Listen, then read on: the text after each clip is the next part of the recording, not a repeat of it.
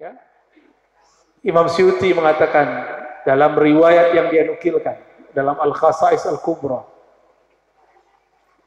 perempuan-perempuan surga, bidadari-bidadari yang sangat cantik, nggak ada apa-apanya dengan kecantikan artis di Indonesia. Artis paling cantik siapa, Jun? Kok dia? Kata dia BCL katanya. Siapa Pak artis paling cantik? Pasti yang tahun 80-an yang disebut. Ya. Siapa artis paling cantik? Itu artis Pak, disuntik. Ada suntik botok namanya. Biar putih, kenyal, betul-betul dahsyat. Kalau kita ngelihat langsung nafsu kita laki-laki. Nah, kelaki-lakian kita muncul. Kalau kata Bang Dodo ini, aku ingin menafkahimu. Ya. Itu di surga lebih bening dari itu. Bahkan urat-urat darah, pembuluh darahnya terlihat. Saking bening orang itu. Perempuan-perempuan surga. Gak tahan Pak kita ngelihat. Bahkan beberapa orang masuk surga sujud, dikira itu Tuhan. Ya. Apa kata si bidadari? Mas, aku bukan Tuhanmu. Aku istrimu. Kata dia, kok kamu cantik sekali ya, terang sekali. Itu baru bidadari, belum ratunya bidadari. Kata Al-Imam As-Suyuti, urat-uratnya bertuliskan nama Muhammad. Semuanya. Kalau ada kelihatan ya pembuluh darah itu kalau dibaca bertuliskan Muhammad.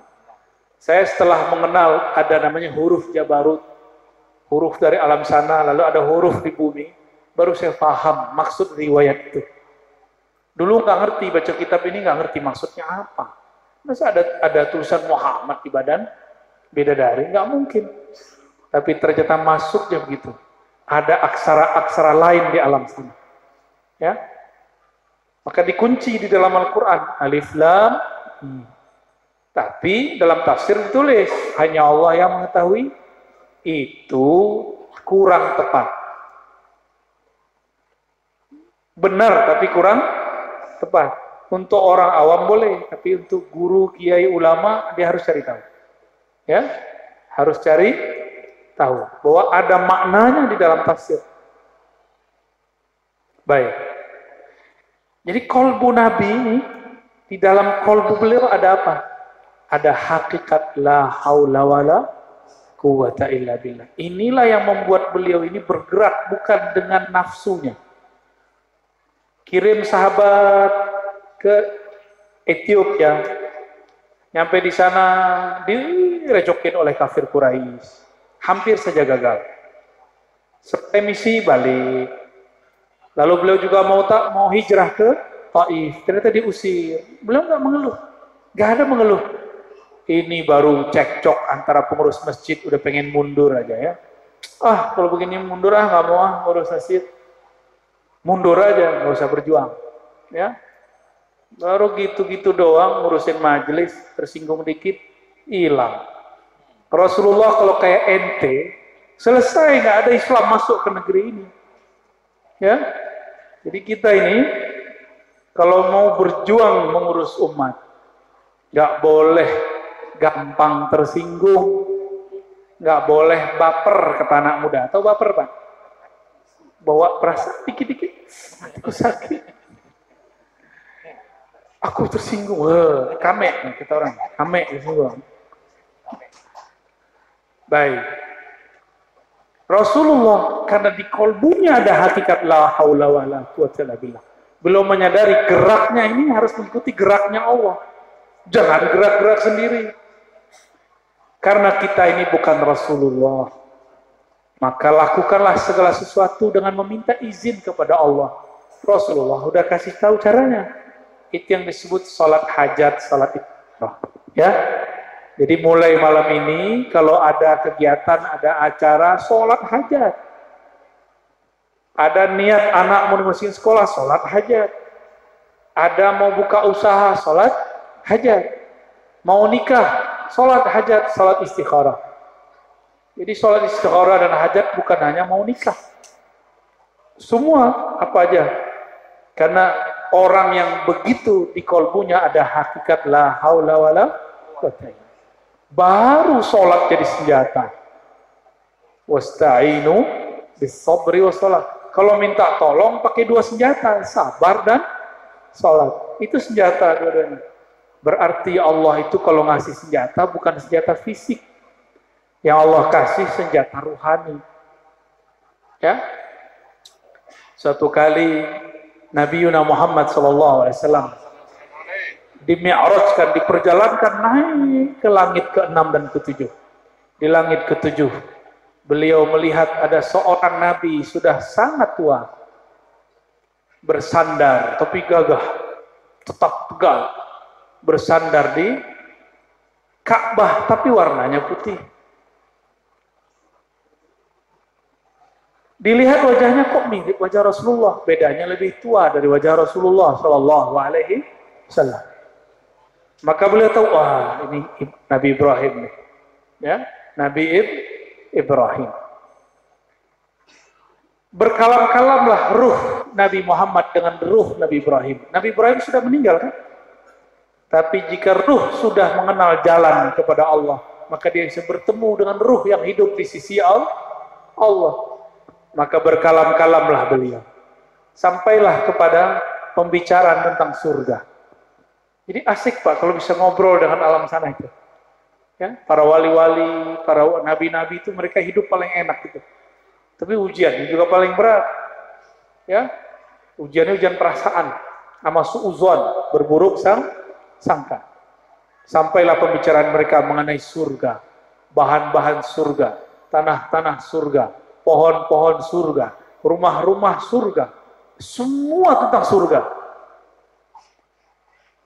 Apa kata Nabi Ibrahim sallallahu alaihi wasallam? Ya.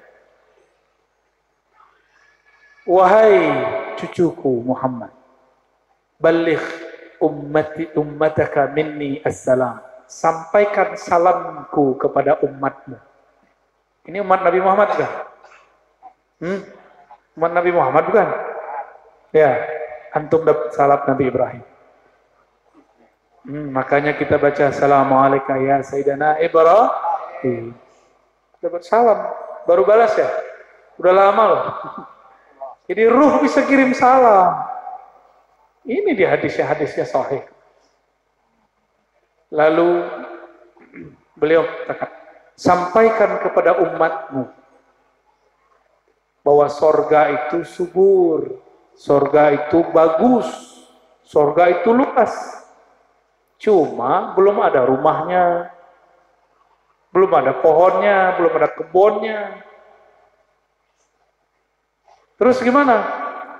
Perintahkan umatmu untuk menanamnya sedari masih di dunia.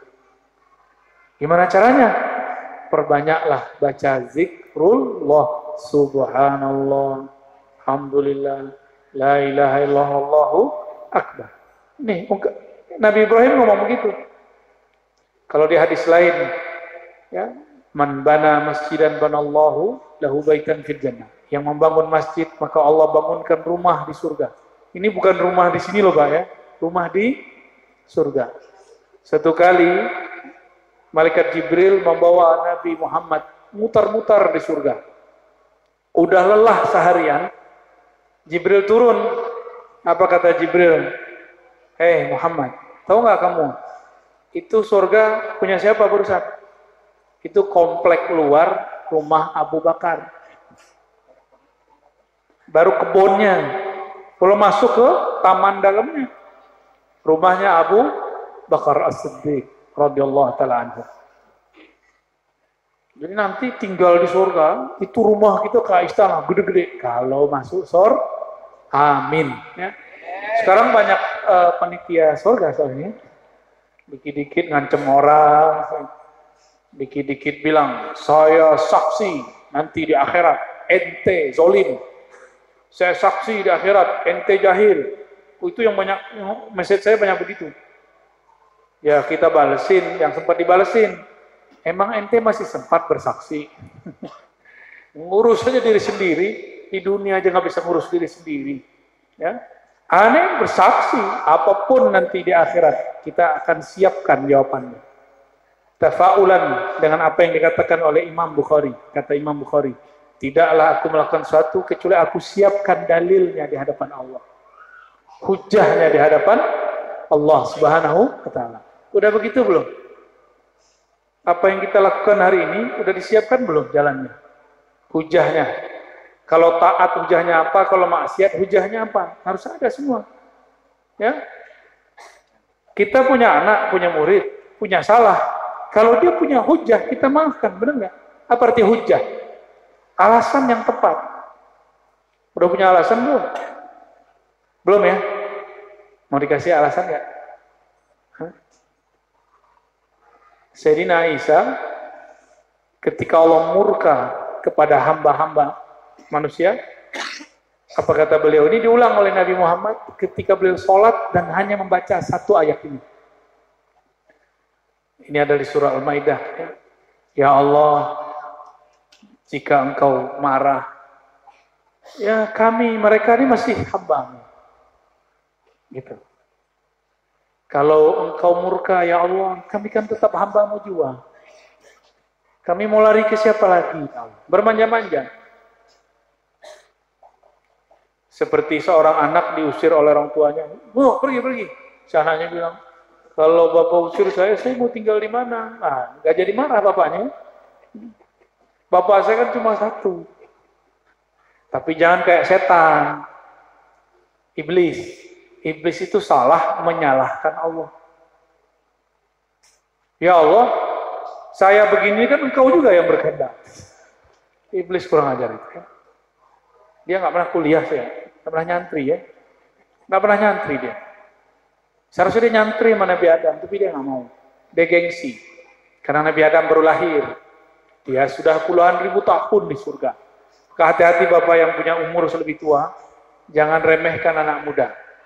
Karena zaman ini, zaman Allah turunkan ilmu banyak sekali ke anak-anak muda. Tapi hati-hati juga, jangan sembarang anak muda. Ya, baik, Bapak Ibu yang makan Allah, begitu Nabi Ibrahim gamblang mengasih tahu bahwa investasi surga adalah zikir-zikir. Masih mau ninggalin zikir nggak? Jadi besok pagi, bahkan sebelum tidur, ada zikir Fatimah. Kata Sayyidina Ali, aku tidak pernah meninggalkan zikir ini kecuali di waktu perang Siffin. Aku telat membacanya di akhir malam. Zikirnya sederhana yang kita baca ba'da sholat. Subhanallah 33, Alhamdulillah 33, Allah Akbar 33, La ilaha illallah. Mudah nggak? Mudah nggak? Daripada buka Facebook lebih lama mana? Balas punya orang lebih lama mana? Kenapa? Balas Facebook chat nggak bid'ah, tapi pakai tasbih bid'ah. Ente punya akal di mana? Hah? Ente ngata-ngatain ustadz yang hafal ribuan dalil, yang ngaji sudah lama belasan tahun, puluhan tahun, kiai-kiai itu, cuma karena dia pakai tasbih. Tapi ente mencet-mencet tiap malam hujat mereka. Lebih mulia mereka lah daripada mencet-mencet dengan kata-kata itu. Kata-kata kurang ajar kadang-kadang ya. Ada yang berani ngomong ini. Ittaqillah ya Syekh. Takut kepada Allah.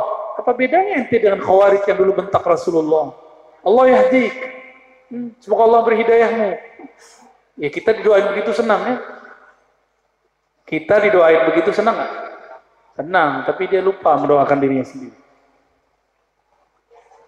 Saya mau tanya Pak, mencet-mencet handphone sama megang tasbih mulia mana? Mana yang lebih bid'ah? Beneran? Sini handphonenya. Gak ada yang mau, imannya kurang semua nih. Oke, ya udah antum balikin handphonenya. Nanti sebelum tidur, mau ngamalin zikir? Mau. Satu zikir Allah lipatkan di sana 10. Satu zikir jadi 10 pohon di surga. Satu pohon ente jalan 100 hari, 100 tahun gak lewat-lewat. Besarnya pohon itu. Mau nggak ngamalin? Ke orang-orang yang kaya nanti di akhirat adalah orang-orang yang rutin menabung zikrul. Kira-kira itu yang bisa saya sampaikan. Ada pertanyaan apa enggak? Oke. Tafadhol kalau ada yang mau didiskus ya, tafadhol.